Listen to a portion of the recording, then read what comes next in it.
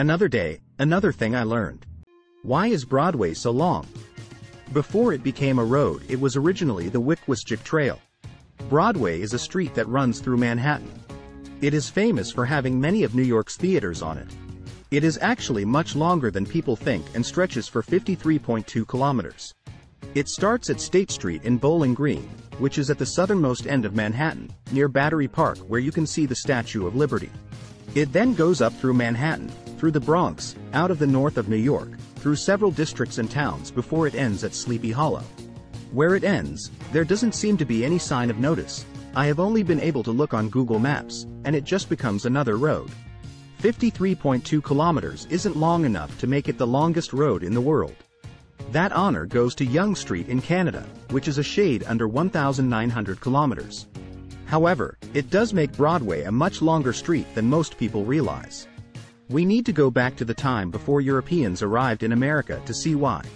The name Manhattan came from Manaharan, which meant place where we gather to make bows. The area was inhabited by the Lenape people, and they called the area Lenapehoking, which meant homelands of the Lenape. Their territory stretched about 300 kilometers north and south of where New York is today. They lived and hunted in the woodlands that made up the area. They first came into contact with Europeans when the Italian explorer Giovanni da Verrazzano arrived there. Then, Henry Hudson, who was an English explorer sailing for the Dutch East India Company, mapped out the river that would be named the Hudson River. Many other indigenous tribes lived across the area and the tribes were usually decentralized. A group of people, such as the Lenape, formed many small settlements that were connected by a shared culture. There were other groups of tribes that had similar languages but saw themselves as different. This was particularly difficult for the arriving Europeans to understand, and they tended to name the indigenous tribes after the areas they lived in. One group of people were often separated into different tribes by the Europeans because they lived in different places. Another group of people living in the area where New York is today were the Wappingers. They were a subgroup of the Lenape, and a smaller group of Wappingers called the Wickwastic lived along the lower Hudson River. The Wickwastic were separated into several settlements, and they used a trail to get between the settlements. The trail went around the swamps that were common on Manhattan Island.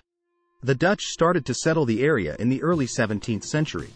The Lenape tried to restrict their progress into the country, but a combination of the diseases the Europeans brought and their weaponry meant they would inevitably push on.